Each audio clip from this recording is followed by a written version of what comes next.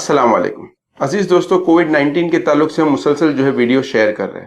آج ایک سوال ہر کوئی پوچھ رہا ہے، کیا کووڈ-19 اللہ کا عذاب ہے؟ ہم اس پہ کچھ بات آپ سے شیئر کرنا چاہیں گے۔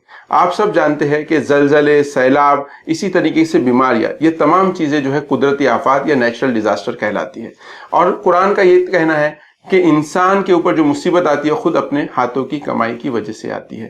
تو کہیں نہ کہیں یہ جو چیزیں چل رہی ہے کہ جو کلائمیٹ چینج ہے اور یہ کووڈ-19 ہے، ایک قدرتی ڈیزاسٹر ہے، لیکن وہیں پر یہ مین میڈ بھی ڈیزاسٹر ہے۔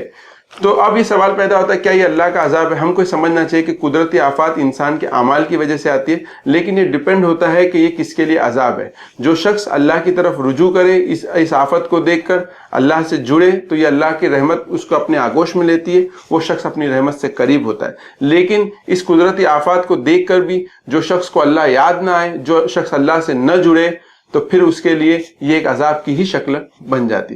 ضرورت اس بات کی ہے کہ اس قدرتی آفت کے وقت میں ہم دوبارہ اللہ کی طرف رجوع کریں، نمبر 1 چیز، اور دوسری چیز ہے کہ اللہ کی مخلوق کی مدد کریں، اور اس چیز کو کہ اللہ سے رجوع کرنے کے لیے اور دوسرے مخلوق کی مدد کے ذریعے ہم اللہ کے قریب ہو سکتے ہیں، اور یہ قدرتی آفات کو بھی ہم اپنی ذات کے لیے، اپنے گھر کے لیے اور اپنے معاشرے کے لیے اللہ کی رحمت کا باعث بنا سکتے ہیں۔ جزاک اللہ۔ السلام علیکم۔